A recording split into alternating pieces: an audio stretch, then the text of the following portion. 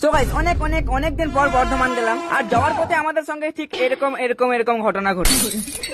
So guys রাত 2টার সময় হালকা করে মেকআপ টেকআপ করে বেরিয়ে পড়লাম। সেই দিনকে আমার সঙ্গে ছিল একটা ভাগ্নি, বাট আমরা দুজনের ফ্রেন্ড, আর ওর নাম সাবিনা। হ্যাঁ, আমরা দুর্গাপুর এয়ারপোর্টে গিয়ে দুটো ভিআইপি ট্রেনের টিকিট কেটে নিলাম। আর দুঃখের বিষয় প্রতিদিন ট্রেন আমার জন্য ওয়েট করে, আর আজকে ট্রেনের জন্য আমাকে ওয়েট করতে হচ্ছে। কি কষ্ট, এই তো চলে এসেছে।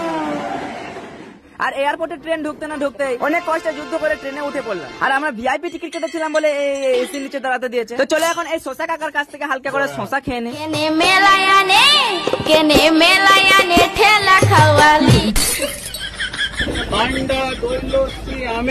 ঠান্ডা দই লস্যি এগুলো দেখলে তো থাকতেই পারি না। শুধু এগুলোই নয়, ভাত মুড়ি বিড়ি বিরিয়ানি এগুলো খেতে খেতে সালা মাথাটাই ধরে গেল।